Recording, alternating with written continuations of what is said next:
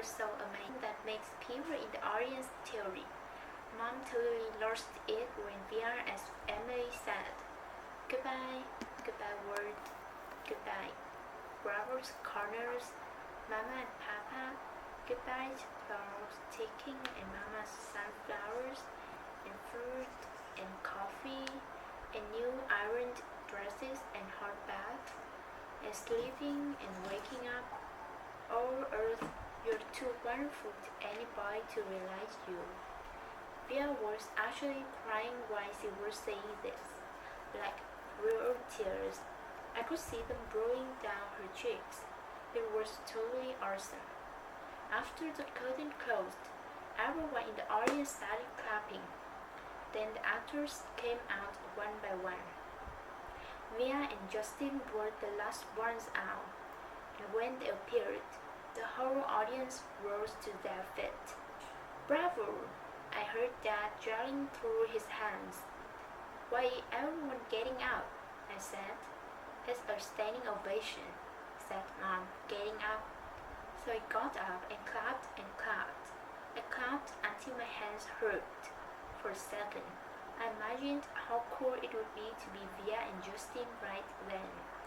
Having all these people standing up and cheering for them, I think there should be a rule that everyone in the world should get a standing ovation at least once in their lives.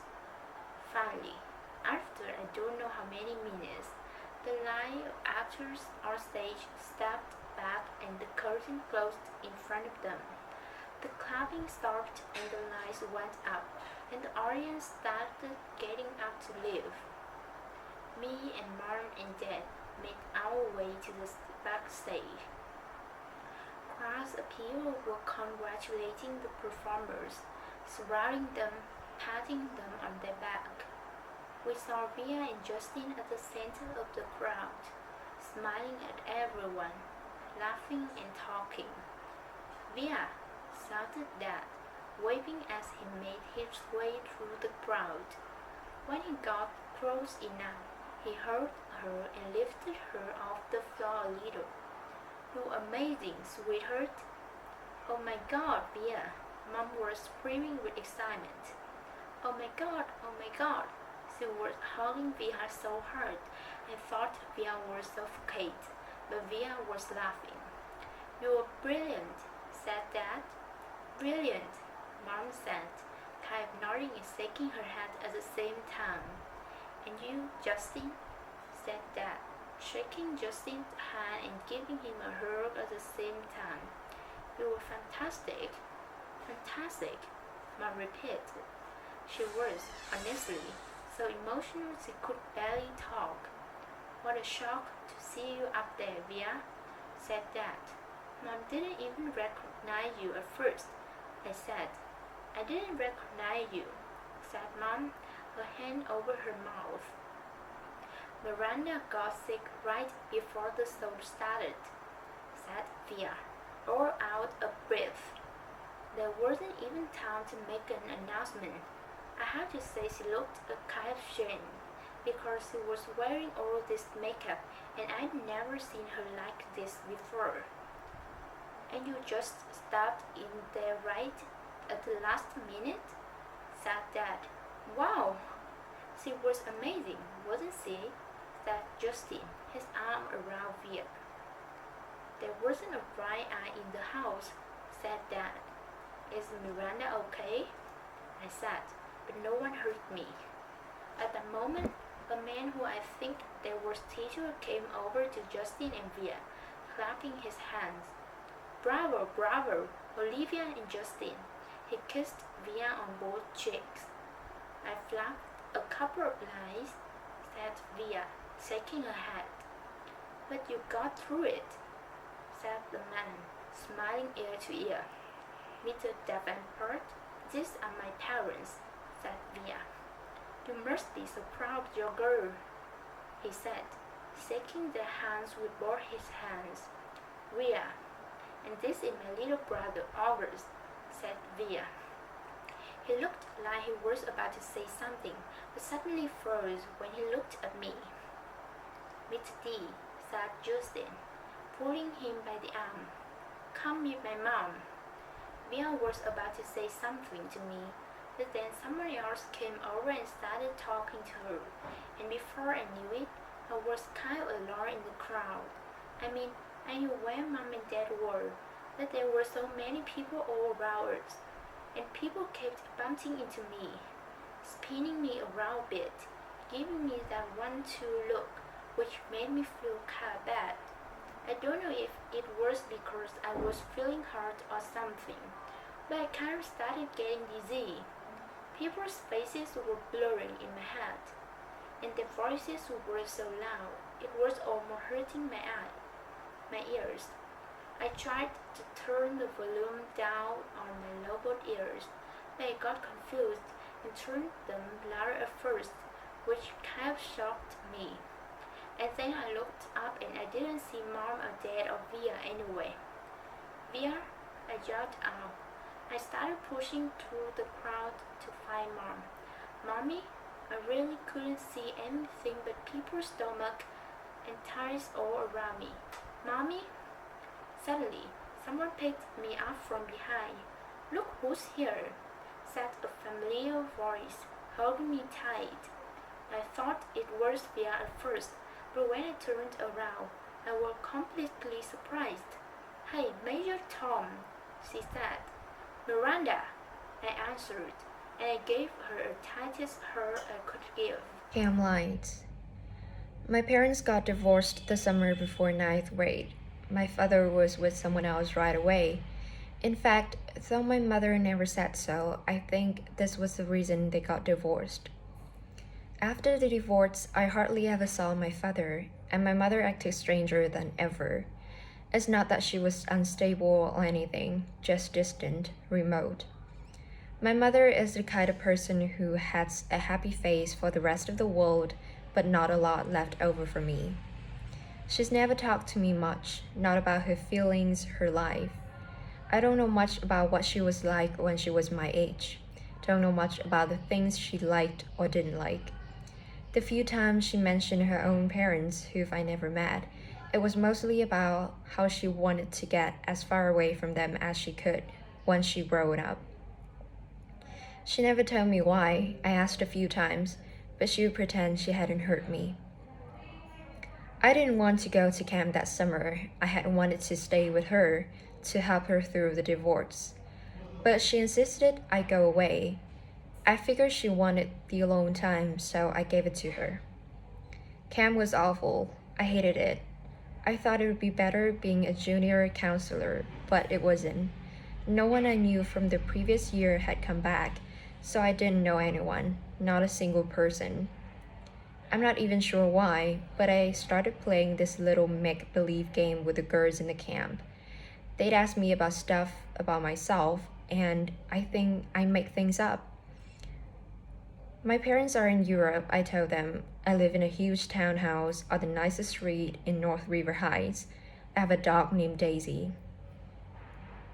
Then one day I blurted out that I had a little brother who was deformed. I have absolutely no idea why I said this. It just seemed like an interesting thing to say. And of course, the reaction I got from the little girls in the bungalow was dramatic. "Really? So sorry. That must be tough," etc., etc. I regretted saying this the moment it escaped from my lips, of course. I felt like such a fake. If Via ever found out, I thought she'd think I was such a weirdo, and I felt like a weirdo. But I have to admit there was a part of me that felt a little entitled to this life. I've known Aki since I was 6 years old. I've watched him grow up. I've played with him. I've watched all 6 episodes of Star Wars for his sake, so I could talk to him about the aliens and bounty hunters and all that. I'm the one that gave him the astronaut helmet he didn't take off for 2 years. I mean, I've kind of earned the right to think of him as my brother. And the stranger thing is that these lies I told, these fictions, did wonders for my popularity. The other junior counselors heard it from the campers, and they were all over it. Never in my life have I ever been considered one of the popular girls in anything, But that summer in camp, for whatever reason, I was the girl everybody wanted to hang out with. Even the girls in Bungalow 32 was totally into me. These was the girls at the top of the food chain. They said they liked my hair, though they changed it. They said they liked the way I did my makeup, though they changed that too. They showed me how to turn my t-shirts into halter tops. We smoked, we snuck out late at night and took the path through the woods to the boys' camp. We hung out with boys. When I got home from camp, I called Ella right away to make plans with her. I don't know why I didn't call Via. I guess I just didn't feel like talking about stuff with her. She'd have asked me about my parents, about camp. Ella never really asked me about things. She was an easier friend to have in that way. She wasn't serious like Via. She was fun. She thought it was cool when I dyed my hair pink. She wanted to hear all about those trips through the woods late at night. School. I hardly saw Via at school this year, and when I did it, it was a what? It felt like she was telling me. I knew she didn't like my look. I knew she didn't like my group friend. I didn't much like her. We never actually argued. We just drifted away. Ella and I badmouthed her to each other. She is such a blur. She is so this, she is so that.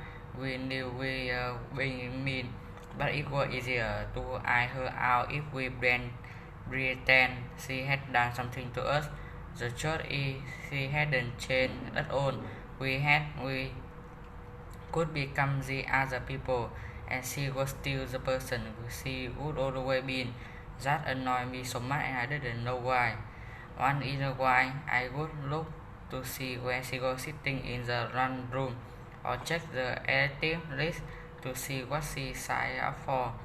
But except for a few notes in the hallway and an occasional hello, we never really spoke to each other. I noticed Justin about halfway through the school year. I hadn't noticed him at all before then, other than that he was this skinny cutie dude with thick glasses and long his hair who carried a violin everywhere. Then one day I saw him in front of the school with his arm around Via. So Via had a boyfriend, I said to Elia, kind of mocking. I don't know why it surprised me that he would have a boyfriend out of the three of us. She was totally the Betty, blue eyes and long wavy dark hair, but she would just never act like she was at all interested in boys. She acted like she was so smart, too smart for that kind of stuff. I had a boyfriend too, a guy named Jack. When I told him I was choosing the Twitter active, he shook his head and said, "Careful you don't turn into drama queen." Not the most sympathetic dude in the world, but very cool, very high up on the totem pole, a Versailles joke. I wasn't planning on taking Twitter at all at first. Then I saw Via name on the sign-up sheet and just wrote my name down on the list. I don't even know why. We managed to avoid one another through most of the semester, like we didn't even know each other. Then one day, I got to theater class a little early, and then Davenport asked me to run off additional copies of the play he was planning on having us do for the spring production, The Elephant Man. I would heard about it, but I didn't really know about it so I started skimming through the page while I was waiting for the setup machine. It was about a man who lived more than 100 years ago named John Merrick, who was terribly deformed. "We can't do this play, Mr. D," I told him when I got back to class, and I told him why my little brother had a birth defect and had a deformed face, and this play would hit too close to home. He seemed annoyed and a little unsympathetic, but I said that my parents would have a real issue with the school doing this play. So anyway, he ended up switching to our town. I think I went out the road and very wished because I knew we were going to go for it too. It never occurred to me that I would beat her for the road. What I miss most. One of the things I miss the most about Via's friendship is her family. I loved her mom and dad. They were always so welcoming and nice to me. I knew they loved their kids more than anything. I always felt safe around them, safer than anywhere else in the world. How pathetic that I felt safer in someone else's house than in my own, right? And of course, I loved Augie. I was never afraid of him, even when I was little. I had friends that I couldn't believe I'd ever let go over to Via's house. His face creeps me out, they'd say. You're stupid, I'd tell them. Augie's face isn't so bad once you get used to it. I called Via's house once just to say hello to Augie. Maybe part of me was hoping Via would answer, I don't know. Hey, Mayor Tom, I said, using my nickname for him. Miranda. He sounded so happy to hear my voice, it actually kind of took me by surprise. I'm going to a regular school now, he told me excitedly. Really? Wow, I said, totally shocked. I guess I never thought he'd go to a regular school. His parents have always been so protective of him. I guess I thought he'd always be that little kid in the astronaut's helmet I gave him. Talking to him, I could tell he had no idea that Via and I weren't close anymore. It's different in high school, I explained to him. You end up hanging out with loads of different people. I have some friends in my new school, he told me. A kid named Jack and a girl named Summer. That's awesome, Augie, I said. Well, I was just calling to tell you I miss you and hope you're having a good year. Feel free to call me whenever you want, okay, Augie? You know I loved you always. I love you too, Miranda. Say hi to Via for me. Tell her I miss her. I will. Bye. Bye. Extraordinary, but no one there to see. Neither my mother nor my father could come see the play on opening night. My mother because she had things at work, and my dad because his new wife was going to have her baby any second now, and he had to be on call. Jack couldn't come to opening night either. He had a volleyball game against collegiate he couldn't miss. In fact, he had wanted me to miss the opening night so I could come cheer him on. My friends all went to the game, of course, because all their boyfriends were playing. Even Ella didn't come, given a choice. She chose the crowd. So on opening night, no one that was remotely close to me was even there. And the thing is, I realized in my third or fourth rehearsal that I was good at this acting thing. I felt the part. I understood the words I spoke. I could read the lines as if they were coming from my brain and my heart. And on opening night, I can honestly say I knew I was going to be more than good. I was going to be great. I was going to be extraordinary. But there would be no one there to see. We were all backstage, nervously running through our lines in our head. I peeked through the curtain at people taking their seats in the auditorium. That's when I saw Augie walking down the aisle with Isabel and Ned. They took 3 seats in the 5th row, near the middle. Augie was wearing a bow tie, looking around excitedly. He had grown up a bit since I had last seen him, almost a year ago. His hair was shorter and he was wearing some kind of hearing aid now. His face hadn't changed a bit. Davenport was running through some last-minute changes, with the set decorator. I saw Justin pacing off stage left, mumbling his lines nervously. Mr. Davenport, I said, surprising myself as I spoke. I'm sorry, but I can't go on tonight. Davenport turned around slowly. What? He said. I'm sorry. Are you kidding? I muttered, looking around. I don't feel well. I'm sorry. I feel like I'm going to throw up. This was a lie. It's just last minute jitters. No, I can't do it, I'm telling you. Davenport looked furious. Miranda, this is our gestures. I'm sorry. Davenport took a deep breath, like he was trying to restrain himself. To be truthful, I thought he looked like he was going to explode. His forehead turned bright pink. Miranda, this is absolutely unacceptable. Now go take a few deep breaths and I'm not going on, I said loudly, and the tears came to my eyes fairly easily. Fine, he screamed. Fine, he screamed, not looking at me. Then he turned to a kid named David, who was a set decorator. Go find Olivia in the lighting booth. Tell her she's filling in for Miranda tonight. What?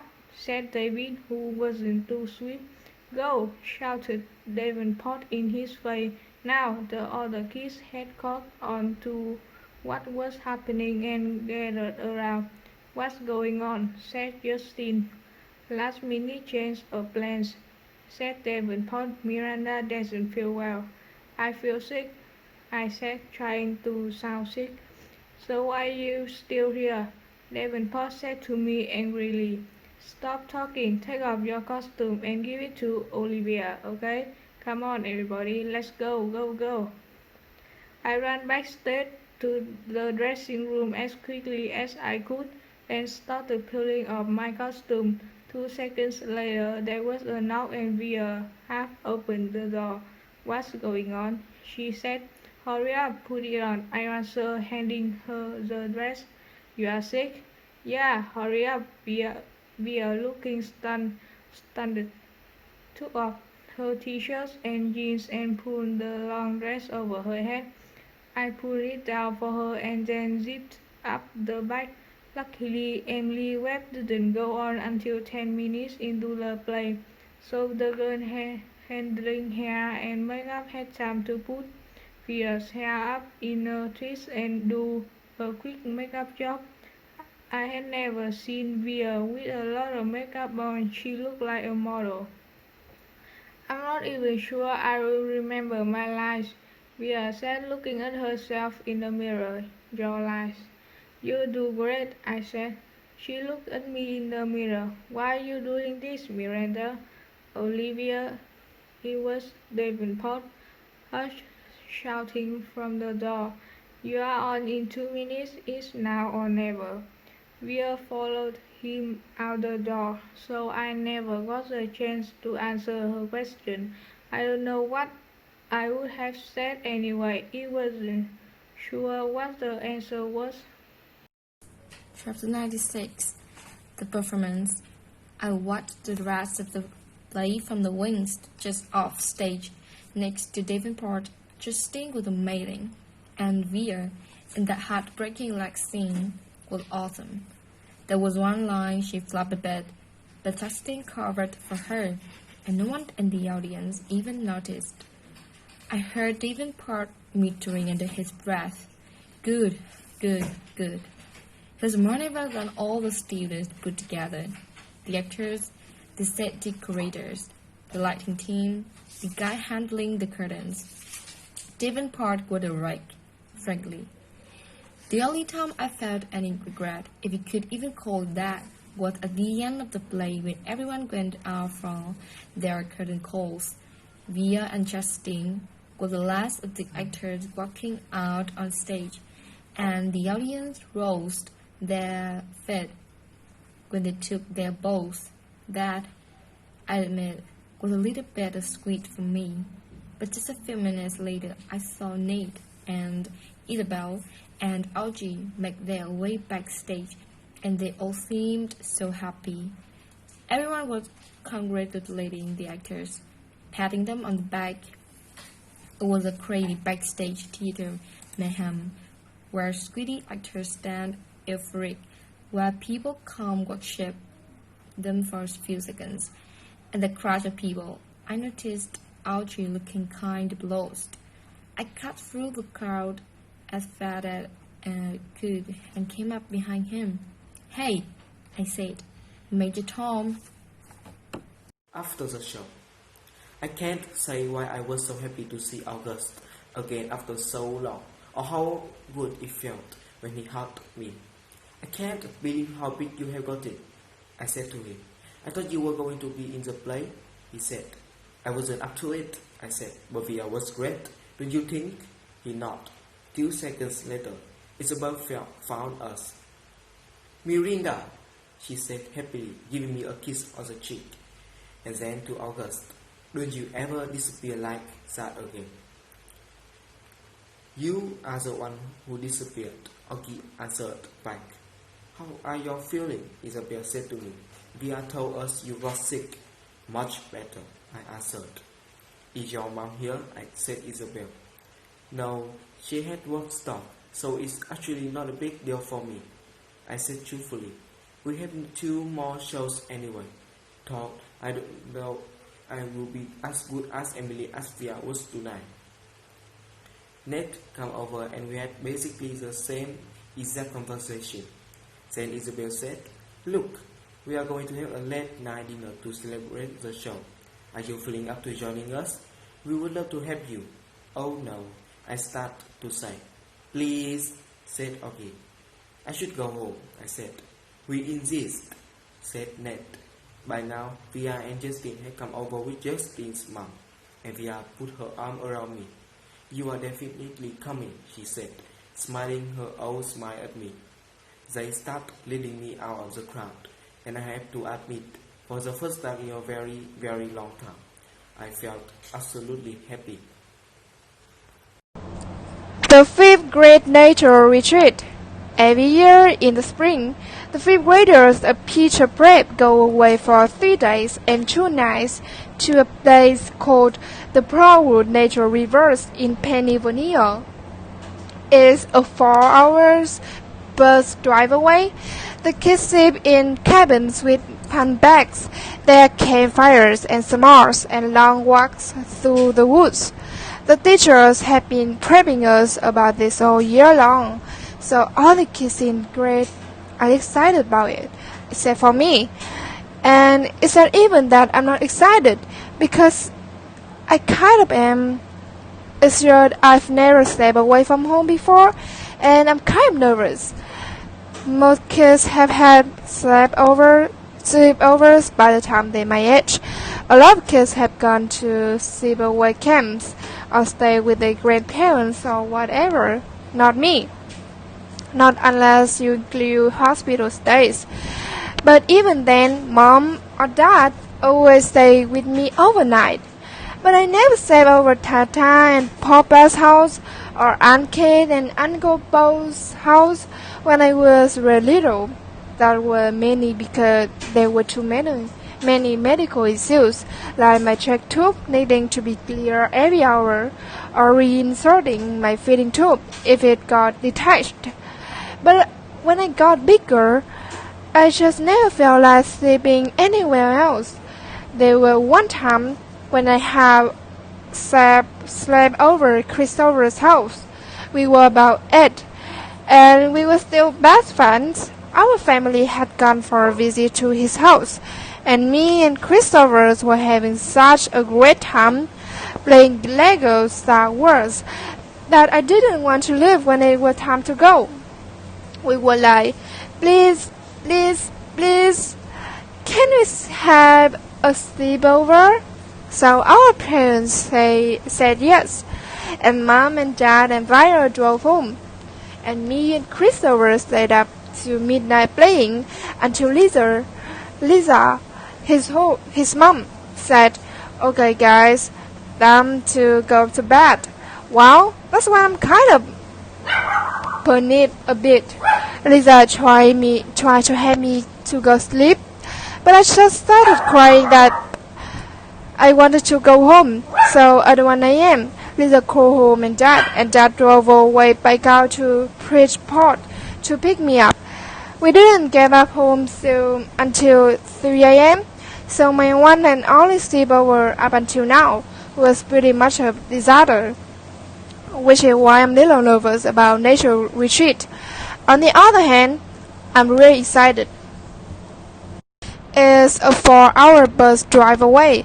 The kids sleep in cabins with bunk beds, and there are campfires and s'mores and long walks through the woods. The teachers have been prepping us about this all year long, so all the kids in grade are excited about it, except for me. And it's not even that I'm not excited, because I kind of am. It's just I've never stepped away from home before. I'm kind of nervous. Known for. I asked Mom to buy a new rolling duffel bag because my old one had Star Wars stuff on it, and there was no way I was going to take that to the 5th grade national retreat.